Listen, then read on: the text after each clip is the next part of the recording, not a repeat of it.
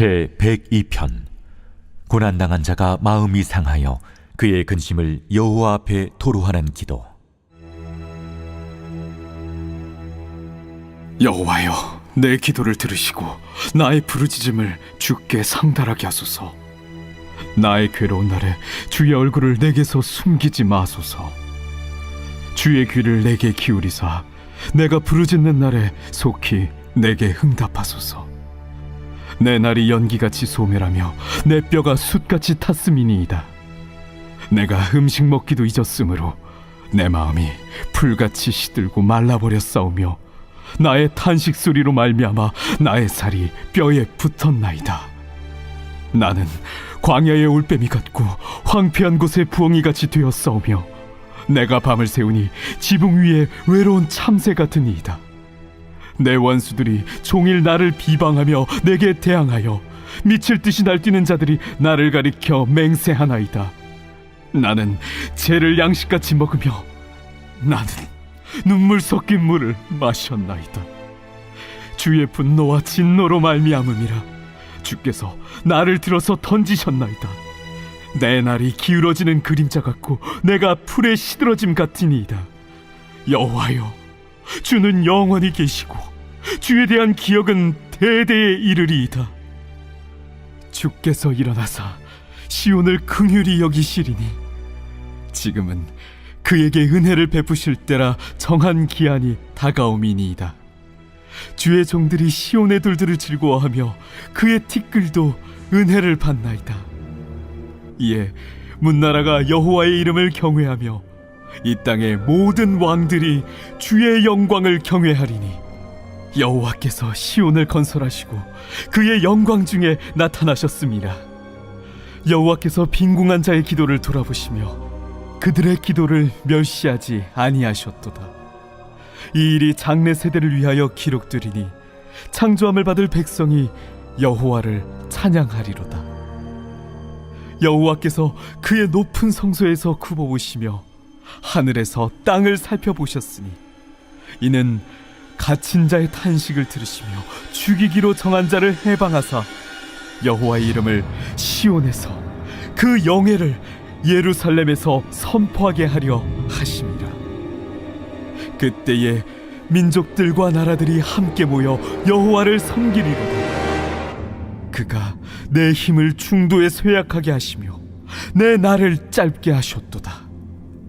나의 말이 나의 하나님이여 나의 중년에 나를 데려가지 마옵소서. 주의 연대는 대대에 무궁하니이다. 주께서 옛적에 땅의 기초를 놓으셨사오며 하늘도 주의 손으로 지으신 바니이다. 천지는 없어지려니와 주는 영존하시겠고 그것들은 다 옷같이 낡으리니 의복같이 바꾸시면 바뀌려니와 주는 한결같으시고 주의 연대는 무궁하리이다.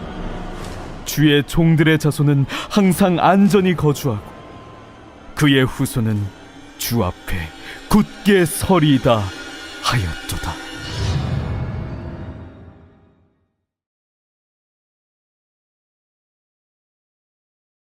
할렐루야.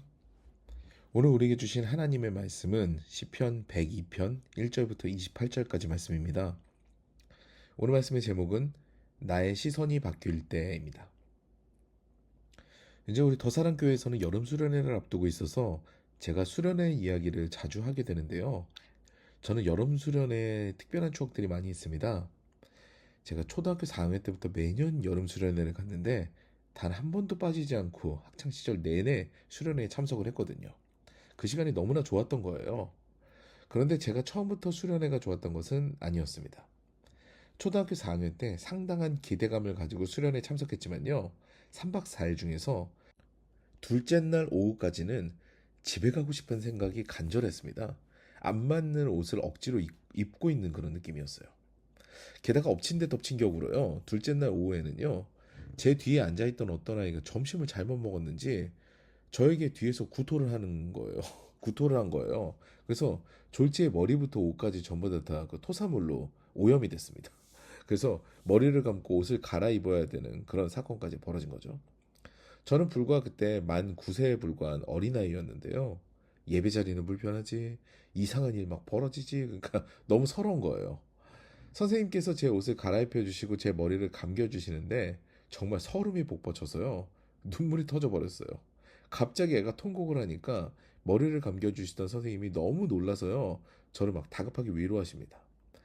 머리 감고 씻으면 괜찮아. 오히려 선생님이 깨끗하게 씻겨줄 테니까 아무 걱정하지 말고 옷도 잘 빨아서 말려놓을게. 아이고 왜 이렇게 서럽게 우니? 막 이러면서 어쩔 줄을 몰라 하셨죠. 한바탕 울고 나니까 이제 속이 조금 후련해졌습니다. 그러면서 이제는 짜증이 밀려왔어요. 수련회 장에 와가지고 안 좋은 일만 생긴 것 같아가지고 오기가 난 거죠. 그래서 생각을 고쳐먹기로 했습니다. 어차피 한 이틀 남은 거. 지금까지는 집에 가고 싶다는 생각만 들었지만 이제는 이 수련회에서 뭔가라도 얻어가야겠다. 억울해서 안 되겠다. 갑자기 이런 마음이 드는 거죠. 그리고 그 이후 시간부터는요, 이 간절함을 가지고 매 순서에 참여를 했습니다. 이전까지는 팔짱 끼고 아무것도 안 하고 집에 가는 시간만 기다렸던 제가요, 찬양 따라 부르고 율동 따라하는 등 적극적으로 참여했죠. 아마 선생님들도 깜짝 놀라셨을 거예요. 제가 은혜 받았나 보다 이런 생각하셨을 수 있어요. 근데 전혀 아니었거든요. 그냥 있기에는 시간이 너무 아깝고 뭔가 막 토사물도 뒤집어 쓰고 그러니까 막 되게 손해만 본 것 같아가지고 그냥 시키는 대로 해보자 이런 생각으로 참여를 한 거예요. 근데 그 다음날 저녁, 그러니까 마지막 날 밤 집회 때, 그때 저에게는요, 정말 놀라운 일이 일어났습니다. 주님을 만나게 된 거죠. 그날도 집회 마지막 날이잖아요. 그때 예배를 드리는데 아이들이 옆에서 통곡을 하는 거예요. 뭐가 그렇게 서러운지 불과 만 9세에서 만 12세 사이의 어린 아이들인데요. 그렇게 울면서 기도를 합니다. 근데 거기서도 오기가 난 거죠. 아, 왜 나는 눈물이 나지 않는가?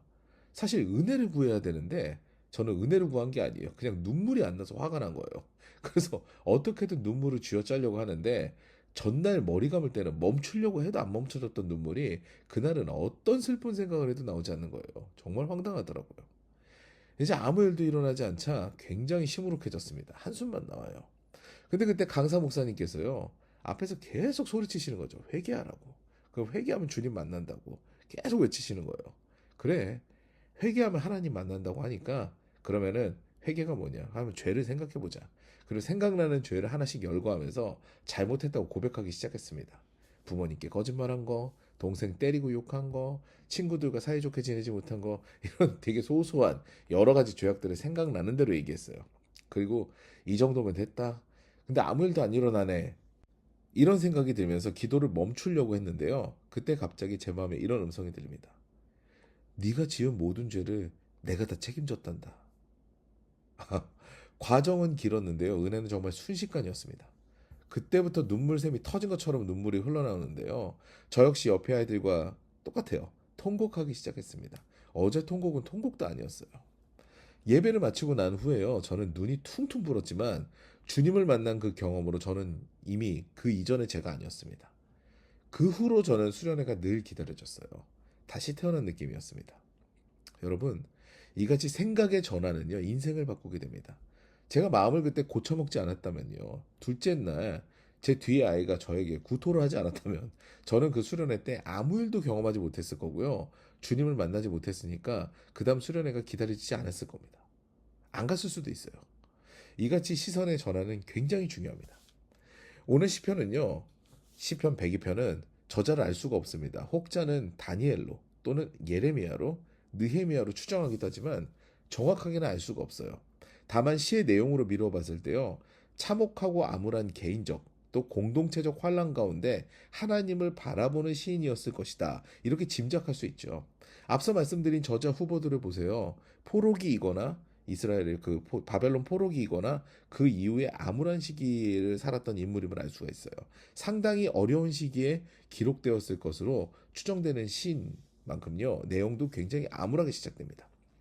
1절부터 11절까지는요, 시선이 나로 고정돼 있어요. 요약하면 하나님, 나 죽을 것 같아요. 이 정도 될 것 같아요.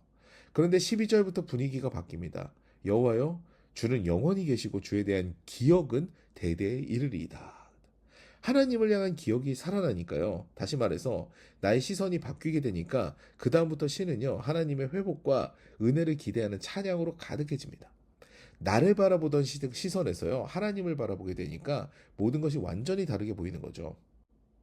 코끼리를 키우는 사람은요, 코끼리가 어렸을 적에 밧줄로 이렇게 말뚝에다 묶어 놓는다고 합니다. 그럼 어렸을 적부터 밧줄에 묶어놨던 코끼리는요, 후에 어른 코끼리가 되었을 때도 그 밧줄을 끊을 생각조차 하지 못한다고 해요. 그게 코끼리 사육사들의 코끼리를 붙드는 방법이라고 합니다. 참 재밌죠? 그런데 이 이야기는요, 이전의 기억에 매여 있으면 그 상황에서 벗어나기가 어렵다라는 그런 우리에게 통찰을 주기도 합니다. 시선이 바뀌어야 인생이 변화가 되는 거예요. 그 상황에서는. 그리고 그 시선은요, 다름 아닌 주님을 바라봐야 하는 거죠. 내 이전의 능력만을 기대하게 되면은요, 밧줄에서 벗어날 수 없었던 어린 나의 기억이 나를 붙잡아서 결국 그 자리를 벗어나지 못했던 어린 코끼리와 같이요, 변화를 경험할 수가 없게 되는 겁니다. 그 주님을 바라봐야지 그때부터 변화의 시작이 시작되는 거죠. 사랑하는 여러분, 인생에서 변화는요, 생각이 바뀔 때 일어납니다. 그리고 그 생각은요, 시선의 변화로 시작이 되죠. 무엇을 바라보는가 하는 것은요, 인생에서 참 중요합니다. 다른 것보다요, 우리를 사랑하시는 주님, 눈동자처럼 지키시면서 돌보시기를 원하시는 그 주님을 바라보시면서 나를 바라보던 시선에서 벗어나 새로운 미래를 꿈꾸는 인생이 되어야 되는 겁니다. 오늘도 그 주님을 바라보면서요, 하루를 힘차게 시작하는 저 여러분 되시기를 주님의 이름으로 축원합니다.